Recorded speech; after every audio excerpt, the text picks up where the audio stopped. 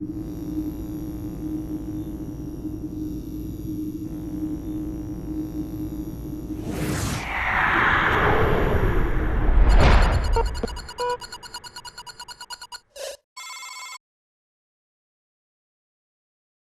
quoi? Quoi? C'est quoi? Quoi? Eh ben Mario Galaxy là. Ouais? Bon, je peux pas y jouer parce que c'est pas la bonne manette. Mais si c'était la bonne manette, on pourrait tourner autour des planètes à 360 degrés. C'est ouais le premier jeu qui fait ça. C'est eux qui ont eu l'idée. Nintendo, ils sont super novateurs, c'est eux qui inventent tout. Objection! Alors, un célèbre héros de jeu de plateforme qui explore une galaxie de planètes à 360 degrés? S'agit-il de Mario Galaxy, sorti en 2007? Eh bien non, je parle de Sonic X-treme, le jeu qui aurait dû être le Sonic révolutionnaire de la Saturn, mais connu une histoire tragique. A l'origine, le jeu devait sortir sur Mega Drive 32X, sous le titre Sonic Mars, du nom de code de la 32X, la Sega Mars. Fait intéressant, le jeu aurait dû se dérouler dans l'univers du dessin animé Sonic the Hedgehog, celui avec Sally et les combattants de la liberté pour ceux qui s'en souviennent. Avec l'échec commercial de la 32X, le jeu, renommé Sonic X-treme, devint un projet pour la Saturn. Sonic X-treme avait été confié au Sega Technical Institute, le studio de développement de Sega of America, qui avait déjà travaillé sur Sonic 2, Sonic 3, Sonic Spinball ou encore Comic Zone. Et plus particulièrement à l'équipe de Chris Sen, O'Farrellon et Christina Coffin. C'était compté sans les conflits entre Sega of America et les dirigeants japonais.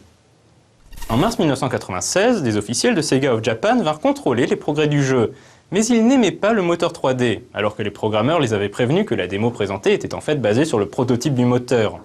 Refusant de voir une version plus récente, les Japonais exigèrent que le jeu soit basé sur un autre moteur, alors que le jeu devait sortir à Noël. O'Farrellon dut quitter l'équipe et Chris Sen partit avec lui. Christina Coffin resta aux commandes de ce qui restait de l'équipe, qui fut obligée de travailler en isolement 16 heures par jour dans l'espoir de tenir les délais. L'équipe tenta de bénéficier du moteur 3D de Knights, un jeu qui avait convaincu tout le monde chez Sega. Mais Nakayuji, créateur de Sonic et de Knights, menaça de quitter Sega si l'équipe américaine utilisait son moteur. Il n'appréciait pas le fait qu'un jeu Sonic soit créé par des Américains. Finalement, Christina Coffin, épuisée et affaiblie par le surmenage engendré par la surcharge de travail, contracta une pneumonie et ne put pas continuer le projet. Le reste de l'équipe craqua à ce moment-là, et le projet fut finalement annulé en 1997.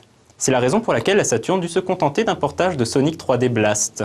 Pour beaucoup, le fait que Sega n'ait rien de mieux à proposer pour sa mascotte qu'un remake d'un jeu 16 bits est considéré comme le signe annonciateur de l'échec de la Saturn. De leur côté, Chris Sen et O'Farrellon continuèrent à tenter de développer leur Sonic pour une sortie sur PC, mais ce projet-ci fut également rejeté, ce qui les poussa à quitter définitivement Sega.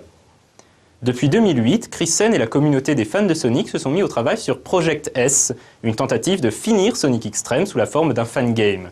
Ce sera peut-être enfin l'occasion, après presque 15 ans, de donner une seconde chance à ce Sonic au développement bel et bien extrême.